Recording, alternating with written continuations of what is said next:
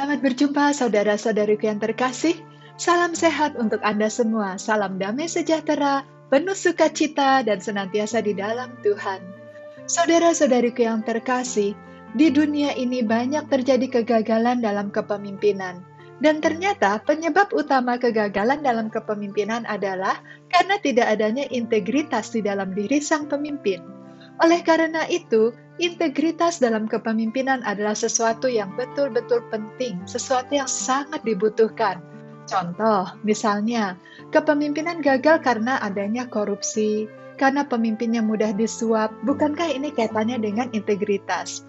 Atau ada juga pemimpin-pemimpin yang tidak berani mengambil resiko, selalu ragu-ragu dalam membuat keputusan. Dan bukankah ini berarti juga dia mengalami kekurangan dalam integritas? Kenapa orang takut mengambil resiko? Karena dia kurang mengandalkan Tuhan dalam hidupnya, karena dia takut gagal, karena dia rendah diri, atau sebaliknya, karena dia sombong, sehingga dia tidak siap untuk menerima atau menghadapi kegagalan dan resiko-resiko yang besar.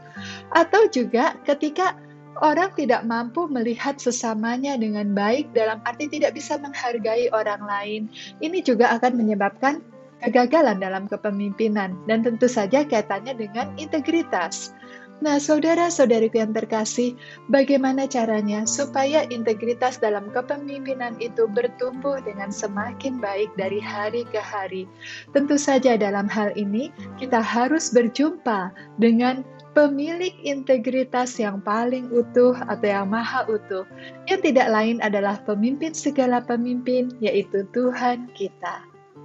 Saudara-saudariku yang terkasih, ternyata untuk dapat bertumbuh dalam integritas kepemimpinan, kita harus berusaha keras untuk dapat mengalahkan diri kita sendiri terlebih dahulu. Integritas kepemimpinan itu bertumbuh seiring dengan semakin kita bisa memimpin diri kita sendiri. Tak heran Yesus berkata, "Barang siapa hendak mengikuti Dia, maka orang itu harus menyangkal dirinya dan memikul salibnya." Nah, bukankah penyangkalan diri dan pemikulan salib ini tidak lain adalah suatu usaha untuk terus-menerus mengalahkan diri sendiri? Mengalahkan diri sendiri ini maksudnya bagaimana? Menguasai segala emosi-emosi, hawa nafsu yang berlebihan, yang membuat kita akhirnya menjadi budak dari hawa nafsu kita sendiri. Oleh karena itu, saudara-saudariku, jangan biarkan cinta diri itu menjadi begitu besarnya, sehingga akhirnya kita tidak lagi rasional dan tidak bisa lagi menjadi pemimpin yang baik. Mari kita lihat contoh-contoh yang nyata yang ada di sekitar kita. Mengapa orang korupsi? Itu karena cinta diri terlalu besar, bukan? Sehingga ia terus ingin memperkaya dirinya sendiri. Dengan perkataan lain, ia menjadi budak uang. Ia tidak lagi menjadi pribadi yang bebas. Nah, kalau dirinya sendiri saja menjadi budak, bagaimana dia bisa menjadi pemimpin bagi orang lain? Kenapa orang mau disuap? Karena ia menjadi budak harta, atau mungkin budak status sosial. Nah, kenapa orang ragu-ragu dalam mengambil keputusan? Itu tadi yang kita bilang ya, mungkin dia takut gagal, mungkin dia takut malu. Nah, ini juga bukankah cinta diri yang terlalu besar? Orang yang cinta dirinya tidak terlalu besar, maka dia akan berani mengambil resiko, dia akan berani menghadapi setiap kegagalan. Kalau ada kegagalan, dengan rendah hati dia jalani, dan dengan rendah hati juga dia akan berkata, "Siapakah saya kok tidak bisa gagal? Yang penting mau bangkit lagi setiap saat." Nah, saudara-saudariku, kita lihat ternyata kegagalan kepemimpinan ini terjadi seringkali karena ada cinta diri yang terlalu besar. Sekarang bagaimana caranya supaya cinta diri ini perlahan-lahan diperkecil, sehingga akhirnya kita bisa seperti Santo Yohanes Pembaptis, biarlah Tuhan yang semakin besar dan aku semakin kecil. Nah, caranya tentu saja kita harus menemukan yang lebih besar, yang layak untuk dicintai, yang membuat akhirnya kita lupa terhadap diri kita sendiri. Saudara-saudariku yang terkasih, ketika seorang pemimpin mencintai Tuhan dengan segenap hati, maka ia akan dapat menjadi pemimpin yang baik. Semakin ia mencintai Tuhan, semakin ia dapat menjadi pemimpin yang baik. Ini tentu saja berlaku di perusahaan, di organisasi, maupun di tempat-tempat berbagai macam jenis bisnis. Di sanalah kita menemukan para pemimpin yang seharusnya bisa menjadi pemimpin yang baik. Nah, saudara-saudariku, mengapa dikatakan ketika orang sangat mencintai Tuhan, dia dapat menjadi pemimpin yang baik? Karena pada saat itu, dia akan sungguh-sungguh mengalami Tuhan adalah segala-galanya bagi dia. Karena itu dia tidak mudah lagi untuk dipengaruhi, karena dia akan selalu mencari kehendak Allah. Dia tidak akan mudah lagi melakukan hal-hal yang tidak berkenan kepada Tuhan. Dan dia akan menghargai dan mencintai anggotanya sebagaimana ia mengikuti hukum utama, mengasihi Allah, mengasihi sesama sebagaimana ia mengasihi dirinya sendiri. Oleh karena itu, saudara-saudariku yang terkasih, pada saat ini saya ingin mengajak Anda untuk kembali mendalami ajaran Santo Yohanes Salib, Madah Rohani, stansa ke-6 dan ke-7. Dalam stansa ini kita melihat bagaimana perjalanan cinta kasih jiwa kepada Tuhan. Jiwa yang hatinya semakin lama semakin dipenuhi kerinduan kepada Tuhan hingga tak tertahankan lagi. Yang ada di dalam dirinya adalah seruan memanggil Tuhan. Yang ada di dalam dirinya adalah kerinduan akan Tuhan. Nah, saudara-saudariku, kita kemudian akan bisa melihat bagaimana jiwa yang seperti ini, dia tidak akan mungkin lagi bisa disogok, disuap, melakukan korupsi, ataupun melakukan hal-hal yang tidak berkenan kepada Allah. Karena apa? Karena dia sangat mencintai Tuhan. Stansa 6 dari Madah Rohani Santo Yohanes Salib berbunyi sebagai berikut. Ah, siapakah yang kuasa menyembuhkan aku? Serahkanlah kini dirimu seutuhnya. Janganlah lagi kau utus para pembawa berita. Mereka tak mampu katakan yang harus kudengar. Saya mau memberikan sedikit contoh. Misalnya, Anda tinggal jauh dari rumah. Anda berada di tempat perantauan. Nah, suatu hari Anda berulang tahun dan ingin sekali di hari ulang tahun Anda, keluarga Anda itu datang menengok Anda di tanah rantau. Kemudian Anda mengirimkan surat undangan kepada keluarga supaya datang. Nah, kerinduan itu begitu besarnya sehingga sampai-sampai kita menghitung hari. Tinggal berapa hari lagi ya bisa kumpul dengan keluarga.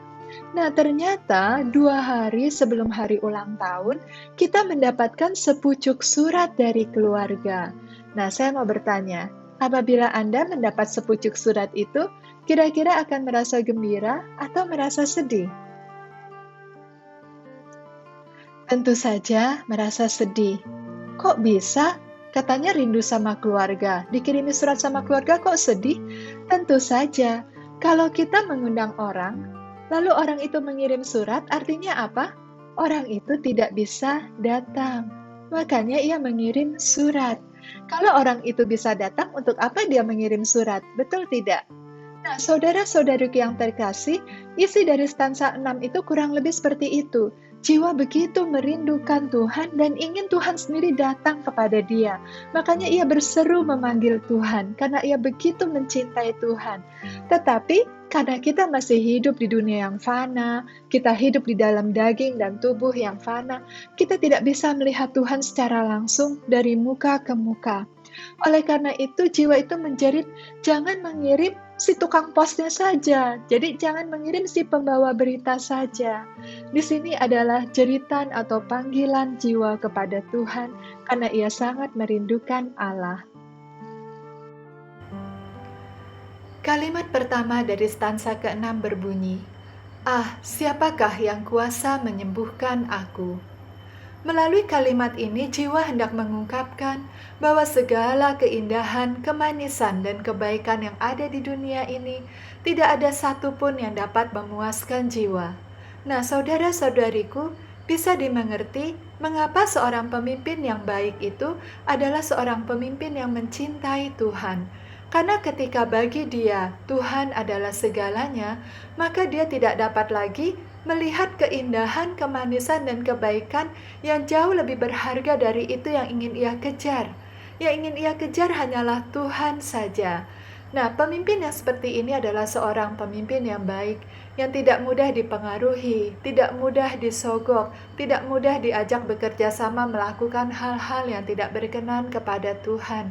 Karena bagi dia, semua tawaran-tawaran duniawi itu, semua godaan-godaan itu hanya akan membuat dia semakin gelisah dan tidak bahagia. Kalimat selanjutnya berbunyi, "Serahkanlah kini dirimu seutuhnya." Jiwa yang cintanya otentik kepada Allah tak dapat dipuaskan oleh apapun selain Allah. Segala yang ada malah membuat semakin haus dan rindu untuk melihat Allah apa adanya. Segala pengenalan akan Allah, setinggi apapun, hanya menggambarkan sebagian kecil Allah, tetapi bukan Allah sendiri. Santo Thomas Aquinas sangat terkenal dengan karyanya yang luar biasa yang disebut dengan Summa Theologia. Namun suatu hari ketika ia mengalami perjumpaan dengan Tuhan, ia mengatakan bahwa semua tulisannya itu tidak lebih dari sekedar tumpukan jerami. Nah, saudara-saudariku yang terkasih, padahal secara duniawi, Summa Theologia itu merupakan buku yang sangat bagus, merupakan masterpiece di dalam bidang teologi, dan hingga sekarang menjadi harta karun gereja yang luar biasa. Namun tentu saja, tidak ada apapun di dunia ini yang sebaik atau sehebat apapun yang dapat menandingi kemuliaan Allah. Semuanya hanyalah merupakan pancaran dari kemuliaan Tuhan. Kalimat selanjutnya berbunyi, "Janganlah lagi kau utus para pembawa berita." Melalui kalimat ini, jiwa seolah-olah berkata kepada Tuhan, "Tuhan, jangan biarkan pengenalanku akan-Mu hanya berasal dari utusan-utusan-Mu belaka." Dengan perkataan lain, jiwa hendak menyampaikan bahwa pembawa berita itu hanya menambah luka kerinduannya menjadi 2 kali lipat. Dan karena itu seolah jiwa itu menjerit memanggil Tuhan dan berkata, "Ya Allah, mengapa kau berikan dirimu setengah? Serahkan dirimu seutuhnya kepadaku." Hal ini kurang lebih sama dengan contoh yang tadi saya berikan.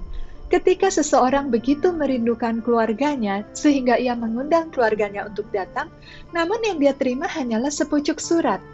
Apakah sepucuk surat ini bukan dari keluarganya? Tentu dari keluarganya. Tetapi apakah sepucuk surat ini keluarganya? Bukan. Sepucuk surat adalah sepucuk surat. Walaupun dari keluarganya, tapi surat itu bukan keluarganya. Nah, inilah yang terjadi dengan jiwa. Kita ingat dalam stansa keempat dan kelima, ketika jiwa melihat alam semesta, ia menjadi semakin rindu dengan Tuhan. Mengapa demikian? Karena ia seolah melihat jejak-jejak kekasihnya, yaitu Allah Pencipta, berada di mana-mana. Nah, sekarang ia merasakan bahwa jejak-jejak kekasihnya itu membuat kerinduannya itu menjadi bertambah-tambah. Nah, demikianlah cerita atau perjalanan cinta kasih dari jiwa yang sangat merindukan Tuhan. Ia menjerit memanggil Tuhan. Dan pada saat itu saudara-saudariku, ia semakin melihat seolah-olah di mana-mana itu Tuhan, tetapi bukan Tuhan yang seutuhnya karena dia belum bisa melihat Tuhan dari muka ke muka. Sehingga seolah-olah itu hanya seperti sepucuk surat saja. Itu hanyalah utusan-utusan Tuhan yang membawa berita tentang Tuhan. Itu hanyalah pancaran kemuliaan Tuhan. Dan itu makanya jiwa berkata, "Tuhan, mengapa Engkau memberikan dirimu setengah-setengah? Serahkan dirimu seutuhnya." Saudara-saudariku yang terkasih, kalimat selanjutnya berbunyi, "Mereka tak mampu katakan yang harus kudengar." Melalui kalimat ini, jiwa seolah-olah berkata kepada Tuhan kekasihnya sebagai berikut, "Aku rindu mengenalmu, tapi tak seorang pun yang mampu membuatku mengenalmu seutuhnya. Oleh karena itu, biarlah Engkau sendiri yang menjadi pembawa berita itu dan menjadi berita itu sendiri." Saudara-saudariku yang terkasih, Allah itu melampaui segala pengertian dan pemahaman manusia. Allah juga melampaui segala indera-indera manusia, sehingga tidak ada indera manusia di bagian manapun juga yang mampu menangkap Allah seutuh-utuhnya.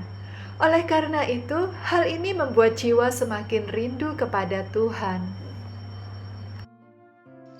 Mungkin ada yang bertanya-tanya begini, ungkapan ini betul-betul ungkapan jiwa yang betul-betul dimabuk cinta.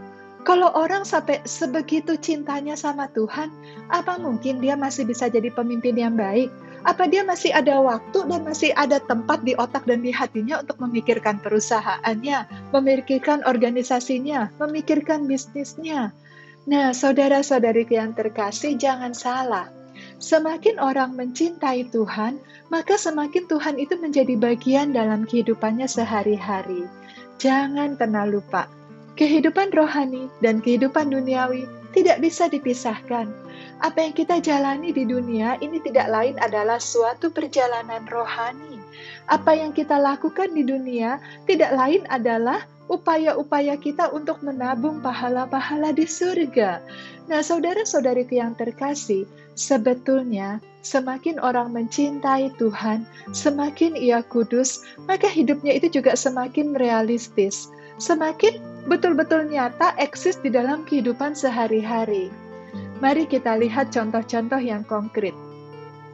Santa Teresa dari Avila, dia dikatakan seorang doktor mistik dan juga pujangga gereja. Ya, memang doktor itu adalah istilah akademis ya, itu kira-kira selevel dengan pujangga gereja di dalam istilah gereja Katolik. Nah, saudara-saudariku, mengapa dikatakan mistik? Karena ia sungguh-sungguh mengalami relasi cinta kasih yang mendalam dengan Allah, yang melampaui segala pemikiran.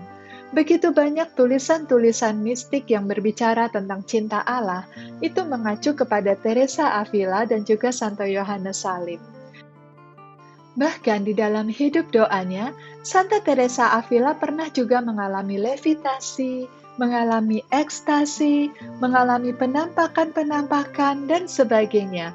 Sungguh banyak hal-hal yang luar biasa yang dialami oleh Santa Teresa Avila. Tapi saya mau mengajak Anda untuk melihat kenyataan yang sebenar-benarnya apa yang terjadi dalam kehidupan Teresa Avila. Kita ketahui bersama Teresa Avila merupakan tokoh yang membaharui Ordo Karmel pada zamannya. Dan oleh karena itu begitu banyak biara-biara yang didirikan. Anda bisa bayangkan, pendirian satu buah biara itu adalah kesibukan yang luar biasa. Mulai dari masalah perizinannya dengan pemerintah, dengan orang-orang di sekitar, kemudian gambar arsitekturnya, penghitungan sipilnya, pembangunannya sendiri, itu semua sudah memakan waktu, tenaga, dan pikiran. Dan kemudian perekrutannya, perekrutan anggota-anggota biara, dan kemudian pembinaannya, masalah manajemennya, operasional sehari-harinya, itu baru satu biara. Nah, Santa Teresa Avila mendirikan belasan biara di sepanjang hidupnya. Bisa Anda bayangkan bahwa dia adalah pribadi yang sangat sibuk. Jadi saudara-saudariku yang terkasih, kita lihat di sini, Santa Teresa Avila bukan seseorang yang dia bertapa di atas sebuah gunung dan kemudian 24 jam dia ada di sana terus tidak ketemu dengan siapa-siapa, tidak. Tapi Santa Teresa Avila adalah seorang yang memang hidup dalam biara tertutup, hidup dalam tapa dan doa, tetapi ketika pada saatnya dia harus sibuk, maka dia sibuk sekali. Dia bekerja keras dengan cara-cara dunia, karena memang dia masih hidup di dunia, dan dia membangun di dunia ini. Oleh karena itu, saudara-saudariku yang terkasih, kita lihat, begitu juga orang-orang kudus yang lainnya. Mereka tidak seolah-olah memisahkan antara kehidupan dunia dan kehidupan rohani. Akan tetapi dalam kesehariannya, apa yang mereka lakukan, itu semua dilakukan demi cinta kepada Tuhan. Dengan demikian, bunyi stanza yang ke-6 sebetulnya isinya adalah sebagai berikut. Ah, siapakah yang kuasa menyembuhkan aku? Menunjukkan bahwa tidak ada apapun yang ada di dunia ini sebagus atau sehebat apapun yang dapat menggantikan posisi Allah di dalam hatinya. Tidak ada yang dapat memuaskan selain Tuhan sendiri. Serahkanlah kini dirimu seutuhnya. Ini merupakan ungkapan kerinduan yang dalam dari jiwa kepada Allah. Janganlah lagi kau utus para pembawa berita. Lagi-lagi, jiwa hendak mengatakan bahwa yang dia butuhkan adalah Allah sendiri, bukan segala sesuatu yang lain yang hanya merupakan pancaran kemuliaan Allah. Mereka tak mampu katakan yang harus kudengar, hendak menyatakan bahwa segala yang di dunia ini tidak bisa membuat ia untuk mengenal Allah seutuh-utuhnya, karena Tuhan melampaui pemikiran manusia, dan tidak ada indera-indera manusia yang dapat menangkap Tuhan seutuhnya, baik mata, telinga, dan segala indera batin sekalipun. Marilah saudara-saudariku yang terkasih, saat ini kita masuk ke stansa yang ketujuh dari Madah Rohani karya Santo Yohanes Salib. Bunyi stansa yang ketujuh adalah sebagai berikut. Semua yang lepas bebas menceritakan ribuan keindahanmu. Semuanya semakin melukaiku, meninggalkan aku sekarat.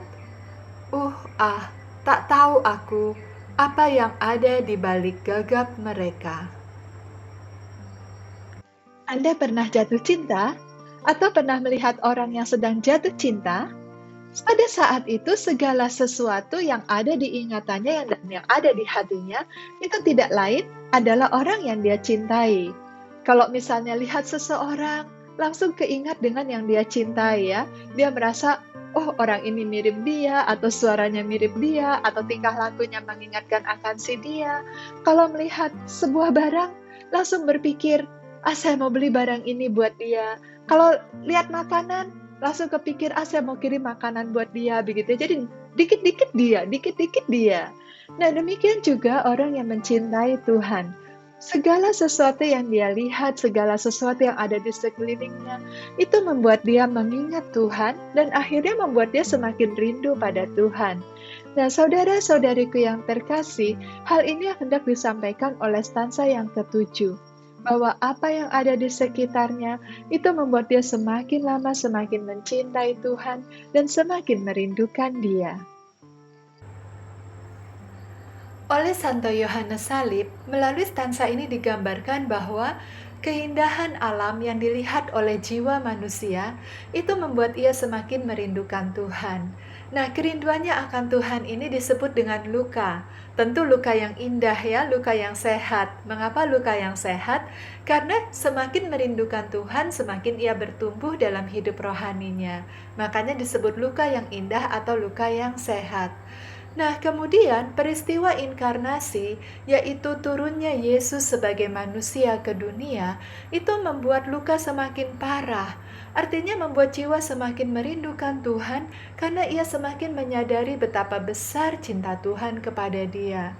Dan kemudian sentuhan ilahi yang dialaminya secara nyata dalam kehidupan doanya, dalam kesehariannya, itu membuat jiwa akhirnya semakin sekarat begitu. Tentu saja sekarat yang indah ya, sekarat yang sehat. Namun dikatakan sekarat hendak menunjukkan bahwa luka itu jauh lebih parah daripada luka dan luka parah, sehingga seolah-olah jiwa seperti mau mati. Tak mengherankan para kudus itu dikatakan bahwa mereka mati karena cinta kasih. Itulah sebetulnya saudara-saudariku yang perlu kita dambakan dalam hidup ini. Jangan mati karena kekenyangan atau mati karena salah makan, tetapi betapa indahnya apabila kita bisa mati karena cinta kasih. Atau istilah Santa Teresia Lisieux, overdosis cinta kasih. Kalimat pertama berbunyi, semua yang lepas bebas. Semua yang lepas bebas ini tidak lain adalah gambaran para malaikat dan manusia. Mengapa demikian? Karena para malaikat dan juga manusia bebas memuji dan mencintai Allah. Nah, dalam stansa ke-6 dan ke-7 ini kita melihat ada sedikit perbedaan dengan stansa ke-4 dan ke-5. Apabila stansa ke-4 dan ke-5 itu ketika jiwa melihat alam semesta, ia menjadi teringat dan semakin rindu pada Tuhan. Nah, di stansa ke-6 dan ke-7 ini ternyata tidak hanya alam semesta, tetapi juga semua yang lepas bebas. Kalimat kedua berbunyi, menceritakan beribu keindahanmu. Nah, semua yang lepas bebas itu menceritakan beribu keindahan Tuhan melalui apa? Melalui kehadiran mereka, melalui ajaran mereka, melalui sikap dan perbuatan mereka, serta bisikan-bisikan batin, dalam hal ini para malaikat. Mengapa demikian? Karena memang tidak jarang Tuhan menghendaki dan merencanakan para malaikat berkomunikasi dengan manusia untuk membimbing langkah-langkah mereka dan membantu mereka membedakan mana yang baik dan mana yang benar. Saudara-saudariku yang terkasih, pernahkah Anda bertemu dengan seseorang yang kalau misalnya dia hadir, itu memberikan ketenangan kepada kita? Jadi walaupun dia tidak melakukan apa-apa dan tidak bicara apa-apa, tetapi kehadirannya itu sudah memberikan ketenangan rasanya. Lain kalau misalnya kita mengadakan sebuah acara, begitu ya. Lalu ketua panitianya tidak hadir. Nah, kita menjadi gelisah, itu sesuatu yang wajar, karena ada banyak hal yang tergantung pada ketua panitia. Tetapi ada memang seseorang yang ketika kita mengadakan acara, ataupun kita tidak mengadakan acara, tetapi kehadiran dia itu membuat kita rasanya lebih tenang, merasa lebih nyaman.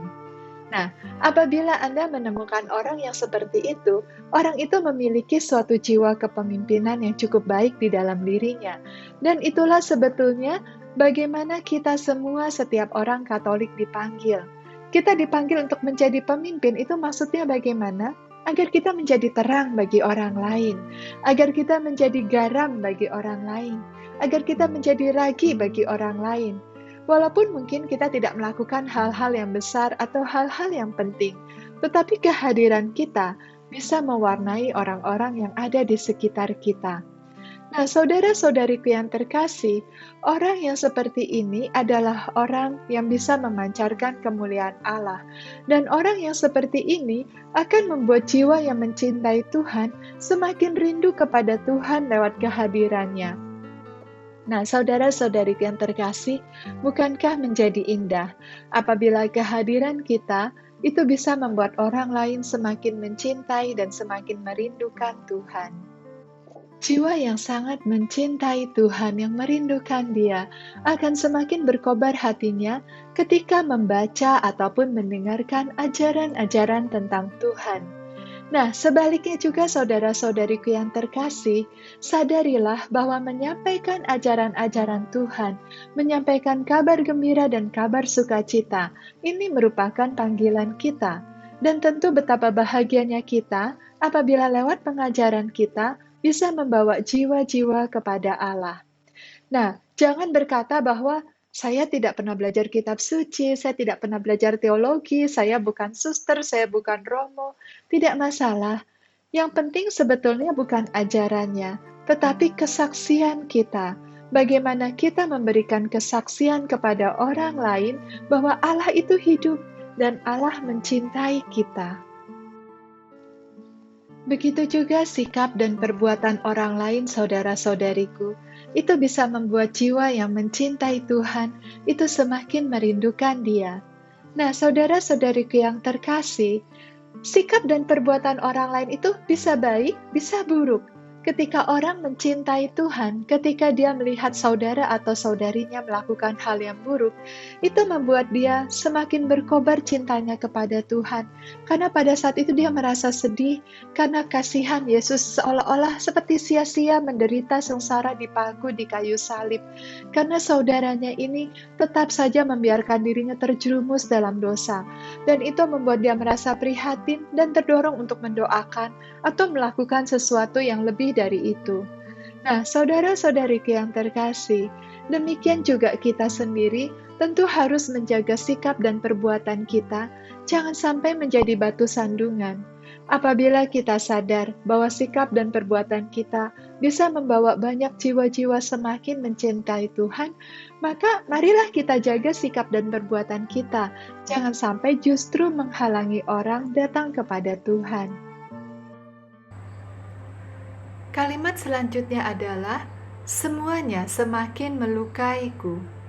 Maksud dari kalimat ini adalah bahwa semakin mereka bercerita, yaitu mereka semua yang lepas bebas itu, maka semakin jiwa mencintai Tuhan. dan itu membuat jiwa semakin terluka. Jadi saudara-saudariku, apa yang dia alami, perjumpaan-perjumpaan dengan sesama, maupun komunikasi yang dikirimkan oleh para malaikat, itu semua hanya membuat jiwa semakin mencintai Tuhan dan membuat luka cintanya semakin parah. Inilah sebetulnya gambaran dari perjalanan jiwa yang sangat mencintai Tuhan. Secara runtun, Santo Yohanes Salib menggambarkan perjalanan jiwa yang mencintai Tuhan, merindukan Tuhan, hingga bersatu dengan Dia dari stansa ke stansa di dalam karyanya Madah Rohani. Kalimat selanjutnya adalah, meninggalkan aku sekarat. Aku tak tahu apa yang mereka gagapkan. Jadi saudara-saudariku, cerita ribuan keindahan yang disampaikan oleh mereka yang lepas bebas itu membuat jiwa semakin terluka karena cinta. Namun semua itu tetap tidak mengungkapkan Allah yang seutuhnya. Masih ada sesuatu yang harus diungkapkan, yang membuat jiwa seolah mengakui bahwa masih ada satu bagian yang ia tidak tahu apa-apa. Saudara-saudariku yang terkasih, kalimat terakhir yang berkaitan dengan aku tak tahu apa yang mereka gagapkan, sebetulnya hendak menunjukkan kerendahan hati jiwa bahwa memang sebenar-benarnya lah, selama hidup di dunia ini jiwa tidak dapat mengerti Allah seutuh-utuhnya. Sehingga sekalipun semua yang lepas bebas itu menceritakan kemuliaan Allah, jiwa tetap belum bisa mengerti Allah seutuhnya. Karena Tuhan melampaui pemahaman manusia dan tidak dapat ditangkap oleh indera-indera kita. Dan sebetulnya saudara-saudariku yang terkasih, lebih dari itu, Santo Yohanes Salib juga menggambarkan begini. Ketika jiwa tenggelam di dalam samudera cinta kasih Allah, maka seolah-olah samudera itu tak bertepi, sehingga membuat jiwa tidak bisa melihat dan mengetahui yang lain selain mencintai Tuhan. Nah, ini sebetulnya merupakan hal yang penting di dalam integritas kepemimpinan seseorang. Ketika ia tidak tahu apa-apa kecuali cinta, maka pada saat itu ia akan dapat menjadi pemimpin yang baik. Ia tidak tahu lagi iri hati, ia tidak tahu lagi serakah, ia tidak tahu lagi marah-marah, ia tidak tahu lagi benci, ia tidak tahu lagi dendam, ia tidak tahu apa-apa selain cinta. Nah, saudara-saudariku yang terkasih, pada saat orang tenggelam di dalam cinta kasih Tuhan, pada saat itulah integritas kepemimpinannya dapat bertumbuh. Apakah seorang pemimpin yang berintegritas tidak boleh marah? Tentu boleh, tetapi jangan marah dengan kebencian, jangan marah dengan hawa nafsu, tetapi marah untuk menegur yang salah semata-mata demi membangun saudara-saudarinya yang salah. Apakah yang orang berintegritas kepemimpinan tidak boleh menangis? Tentu boleh. Bagaimanapun, pemimpin adalah manusia ya, dan sangat manusiawi apabila orang sedih dan menangis. Tetapi jangan berlarut-larut. Tetap jalani semuanya demi cinta kepada Tuhan dan senantiasa menenggelamkan diri di dalam cinta Tuhan. Dengan demikian, integritas kepemimpinan seseorang dapat semakin hari bertumbuh semakin baik seiring dengan cinta kasih dan kekudusan yang tumbuh di dalam hatinya.